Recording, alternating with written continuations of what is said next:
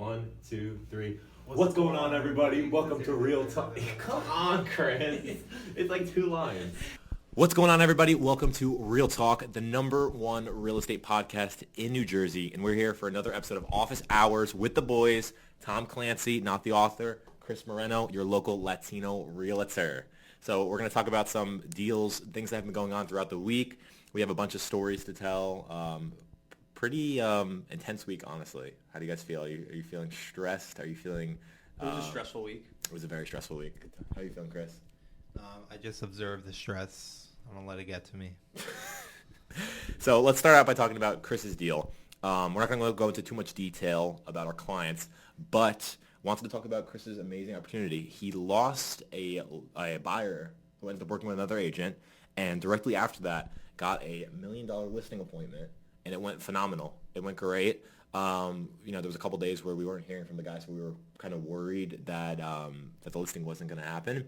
But he followed up with you, though, right? He's talking to you? Yeah, we're talking to him now. Give some more details on the market. Did he tell you when he wants to sign the paperwork or anything, or not yet? He's a little busy, right? Yeah, he's been busy, but we'll definitely get it signed soon. How excited are you for this listing? Very excited. Yeah, because this is his first big listing. I mean, you had a listing before. It's not about the listing, though. It's about getting the client where he needs to be. It's about getting the client happy, getting the money in his pocket. How you doing, Tom? How's your week been? Pretty eventful, right? Yeah, 2 new. Oh, wait, no. What did I do? No, the 1 new buyer was last week. I have 1 new buyer this week. You're under contract on that one deal. Was that? Yeah. That was this week or That last was week? last Friday. So we talked about that last time? I don't think we talked about it that much. It's a new contract, so. It's a brand new contract. Yeah. Thank God you got to push through. Was it you did a bunch of bidding wars beforehand, or was this That buyer was like 7 separate bidding wars. Oh my God! So the 8th one Tom's they in the got. area. Huh? The eighth deal is the one they got. 2.5 months with this buyer. Jeez. I can't believe it. It's crazy. It's honestly, it really does suck because I have a couple buyers myself, and it's like impossible to find anything. I mean, It's brutal for buyers. what price range was it in? 250, Tom's River. Same exact where I'm It's a at. tough market Yeah, in that I'm area. in the same exact Yeah. bracket. I had a terrible week because I lost a deal, as you guys know. But you win some, you lose some. Lost $10K worth of commission on a deal that I've been working on for a couple months. But that's real estate. There's some ups and downs, and for Chris, hopefully this is because you're a newer agent. Hopefully this will show you that sometimes you can't rely on every deal, and that's why you always have to be cold calling and be having more and more deals lined up in your downline, in your pipeline.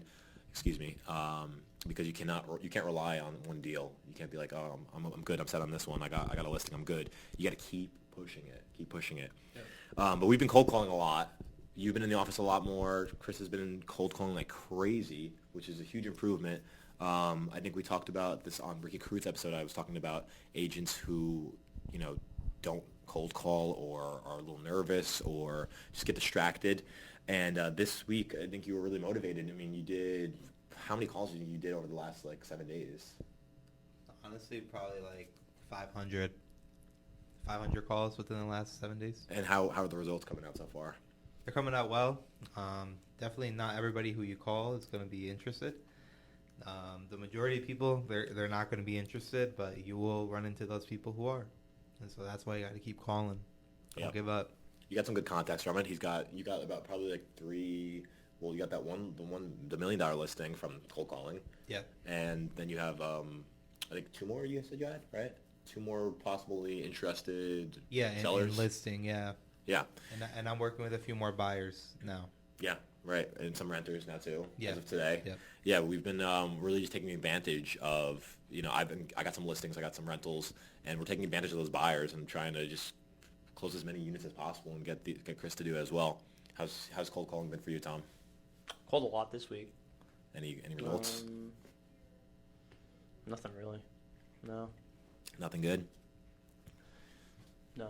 Honestly, no. What do you think, personally, for a new agent, what do you think is the best way to start cold calling? Expireds, FSBOs, or geo leads, neighborhood? Right now, I would call 6, probably year ago expireds. Year ago expireds? Not recent expireds, probably. That's what he's been doing. Yeah, I'd probably do 6 to a year. Recently. Oh, not recently. Why can't I get this out? 6 months to a year ago expired. Yeah.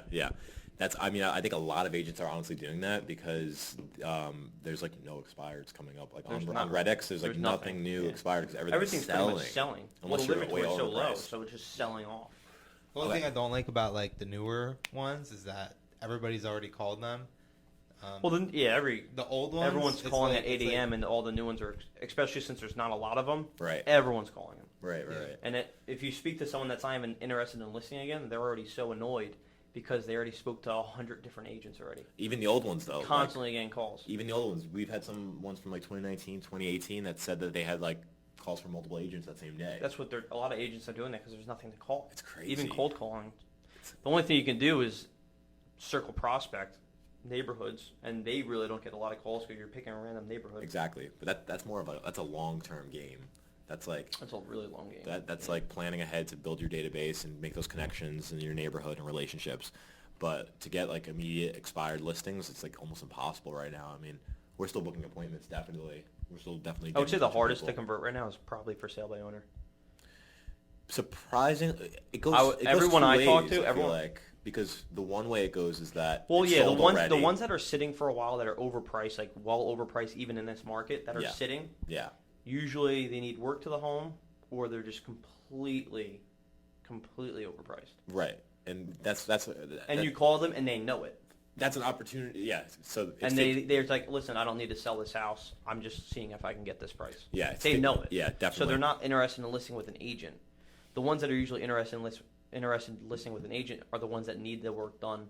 They need your advice, what you should do, what they should do. Yeah.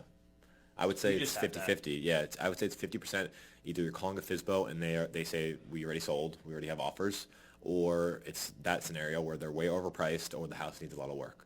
And that actually goes perfectly with my next point, which I was going to ask you, Tom.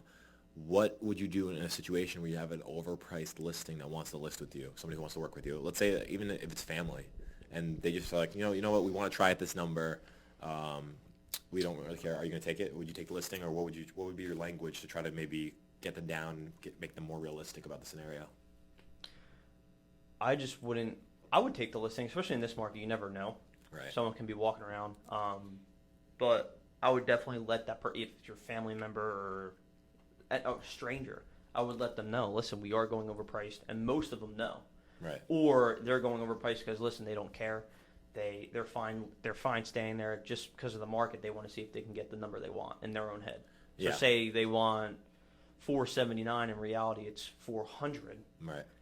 If you show them all the comps in that general area is going to get them 400, maybe 415, 420, 479 is probably not going to happen. At least let them know. Yeah. That's the That's all problem. you can really do. If you can't convince them into list at the price you want, Yeah. they're not going to. That's the problem I'm running into because I had told you that one listing, way overpriced, showed the comps, and they still want to list at that price that they want to list at, and they have to sell. I feel like in my experience, I feel like when you speak to for sale by owners, they already have this price in their head Yeah. because they've been on the market. They're attached to the home as well. Yeah. And that's, Mostly, it's hard. most people are, but I feel like when you're dealing with for sale by owners, they have in their head what they want, Yeah. and real estate agents can't do anything. But then when they list with you, they sell in a week, and then they're like, "Oh wow!" Right. Right.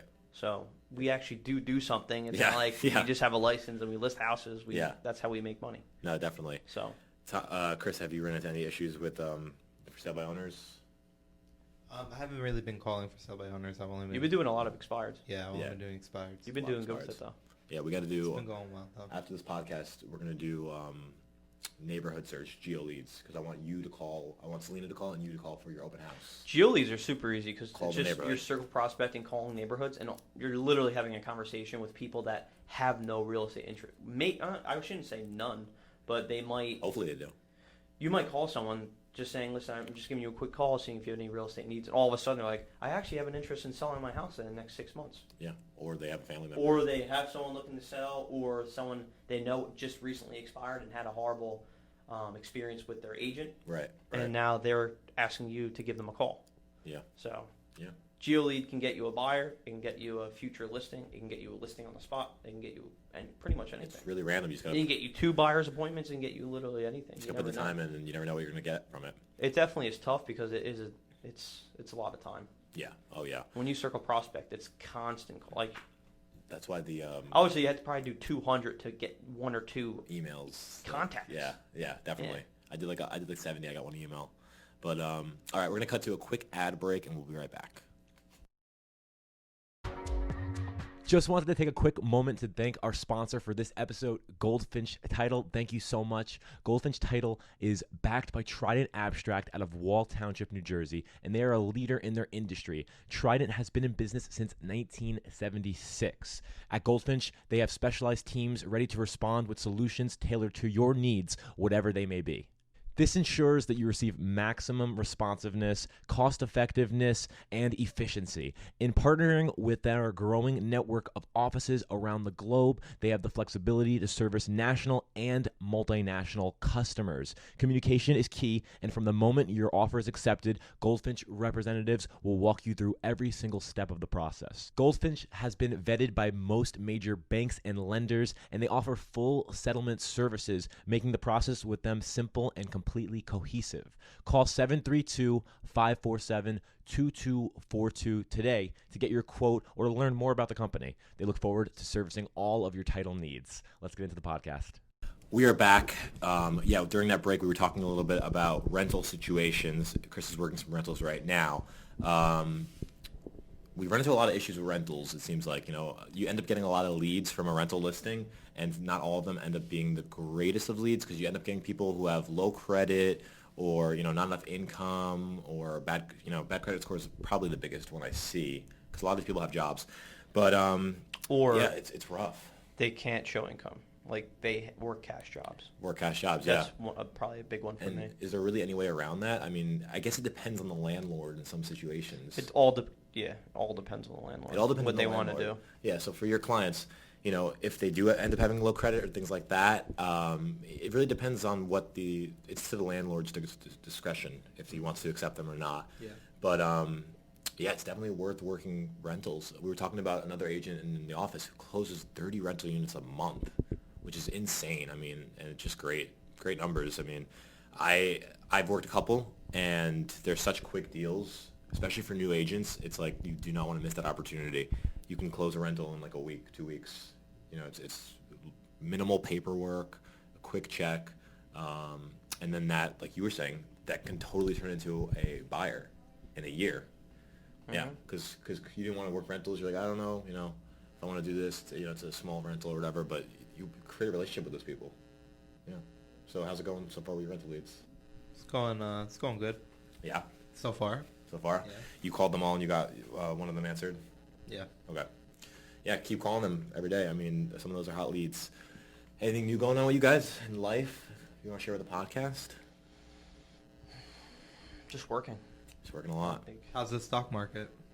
It's like hanging around there right now.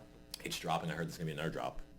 Have you heard about that? It was up yesterday, up this morning, and then it just had a little slide. I feel like there's always news about it possibly going down. Yeah. Yeah, but there's always there's always thoughts of real estate going down. Yeah.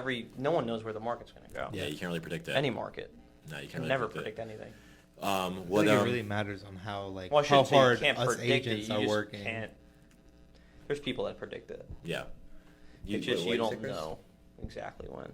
I said I feel like it really depends on how hard us agents are working. That I feel affects like the we market. really keep the housing market up as long as we keep doing our job. That's true, but it also depends on a lot of factors. there's Political, the a economy. ton of factors. There's a lot. There's a ton involved. of factors. There are corrections. Yeah, there's a lot involved. During COVID, you were doing some day trading, right? A little bit. How do you? Are you? No, I wasn't doing day trading, but I bought into the market when everything dipped. Gotcha. And you're seeing pretty good results now, or? Yeah, I saw results. I did some short-term trades and I got out of a lot of them, but I bought back in. Okay. Yeah, they're doing pretty good. For somebody who's Everything, to be honest with you, everything's doing pretty well. Yeah. The recovery was insane. Just shot right back up. For somebody who is new to stocks and wants to get involved in investing, what is your go-to recommendation for a new stock to keep an eye out on? Like right now, Yeah. not to buy in and to keep an eye on is Tesla. Well, What's going on with Tesla is absolutely insane. yeah. I mean, no one knows. All the I analysts, would not no analysts like Tesla. I don't except understand it. except the analysts that like Tesla, but most analysts do not like Tesla. I don't understand how it A works. lot of hedge funds were shorting the company, and they lost billions of dollars. Yeah, I know nothing about stocks, and I just see it just rocket up to the Well, top. Tesla went from, I think, $148 to $2,500, and then they did 5-for-1 stock split. So Yeah. then it went down. I think it was $450. I think it went down to $450 a share. You got 5 for every stock you owned. Went up to 500, and then dropped to $315 now. Oh, really? Yeah, now it went back up to 400.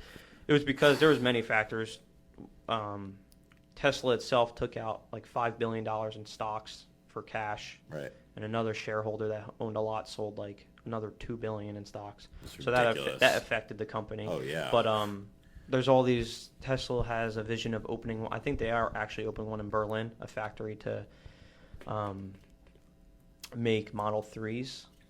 Right. So it's basically they're putting all these factories. I think Yeah. China, Berlin, and now they're getting to solar. So I think 50,000 homes in Australia are going to be having Tesla solar. Solar panels, right? It's like, is that the solar panels that are like, It's like it's I like think roof? I call it's it like they call it like a Tesla wall. okay, yeah. Something I don't really It know. looks like shingles almost, right? And it's like Something solar like panels. that. I don't know too much about it. I just know that they're stepping into a lot of different directions. I don't Tesla. know how And Elon Musk does everyone's it. saying Tesla's going to be the future of energy. Yeah, I can definitely see that. I think they're They're really. dominating. Oh yeah, he's a really smart guy. I don't know how he time manages for all his projects with Mars, with the He's a lot- well, Neuralink, a lot of people don't know this. He created PayPal. PayPal. Well, did he create PayPal? No, he was one of the original like investors, I think, or not No. investors, but he was one of the. He creators. was the creator of PayPal, and he sold it. There was like 20 of them though. No, it's more like 12, I think. There's like there's a bunch of them. They all collaborated on it. Yeah, but he was involved in it. Yeah. Definitely. Yeah, so we have some exciting news as well we could talk about. We are moving into a new office in this building. We're moving into an office A nice with big a room. window. Yeah. The entire wall is actually a window. So hopefully we'll get some nice sunlight. It'll help us become more become more productive, excuse me. But yeah, we're trying to really go full steam ahead for the rest of this year. We want to really set ourselves up for 2021. That's why we've been in here more often. We're trying to pump out more episodes of Office Hours, cold calling every day, every morning. Speaking of cold calling every morning, I really swear by cold calling afternoon. I feel like I it's much better personally think results you get more results in the afternoon. because I think in the morning more people, especially now with kids work Oh, like yeah, it's school so work hard from to reach home, them. you're calling people's houses. Their kids are doing schoolwork And people work still too. and working, and then. But I think when you call in the afternoon, they have more motivation because they're getting out of work. Right. They're in better mood since they're getting out of work. Of course, you can have a stressful day, but it's always a nice feeling when you step out of work, Yeah. going home to your family or your house to relax. But Oh yeah, definitely would. calling in the morning, Sure. I'm always running around.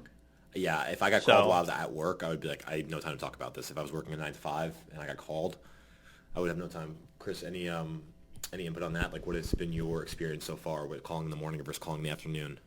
I do definitely think calling in the afternoon is a lot better. Yeah, Calling in the morning, people are definitely a lot more busy. more hostile. Yeah, and then I could tell you that from experience because like we called like later like in the evening as well, Right. and like almost everybody answered. the Everybody was phone. picking up. We did one night. What time was it? Like 5 to like 7.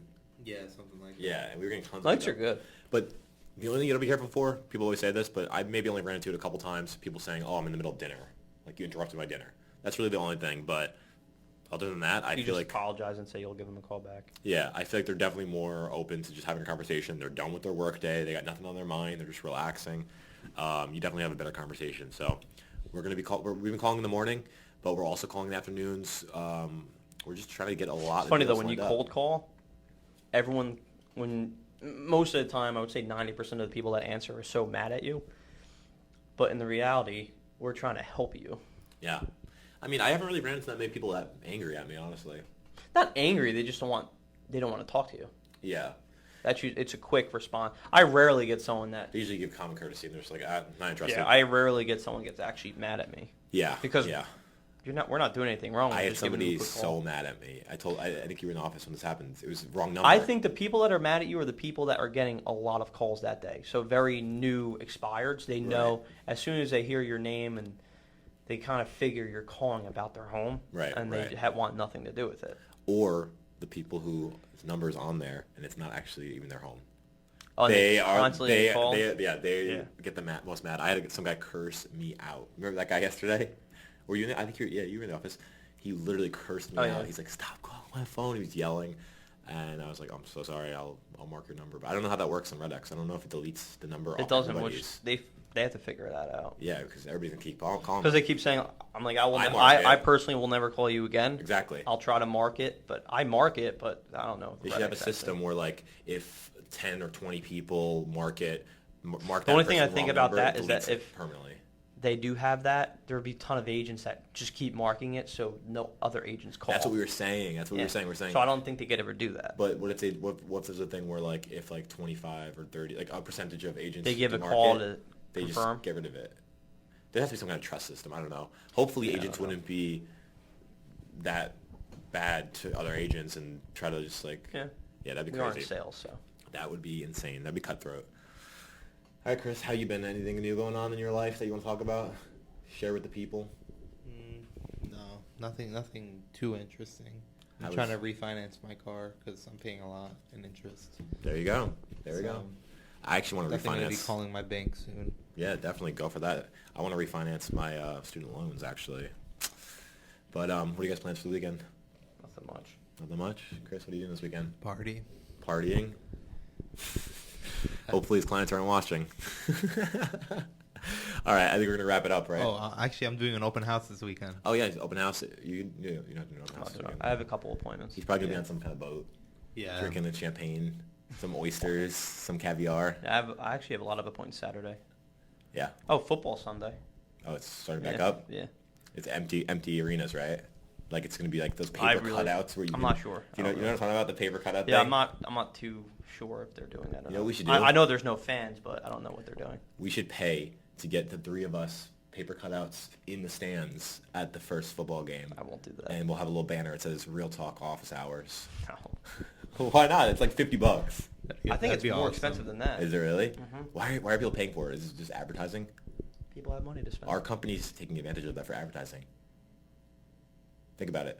Cheetos. If I was Cheetos, you get the Yeah, the cheetah, 100%. and you have him in the stand, a cutout. 100%. Monopoly. Dress up as houses. No, it's just gonna be us three. It's gonna say office hours. Real Talk Cast. Okay. Are you down for this? I might be. I'm sure it's not going to happen. All right. Thank you so much for watching Real Talk Office Hours Episode 3. We're going to keep doing this every week as long as we have good topics to discuss, and hopefully more eventful things continue to happen to us every week. Make sure to leave a 5-star review. Please, please do on Spotify if you enjoyed this episode. Subscribe on Apple. Subscribe on Spotify. Subscribe on YouTube. At Real Talk Cast on Instagram. You guys want to plug your Instagrams? Chris.moreno.kw. Mine is Follow me. Thomas Clancy _agent. At MGreco Realty. Make sure to follow us there. We're trying to post more, and we're going to be accountable to each other. Social media is about to explode with Real Talk. We'll see you guys next week.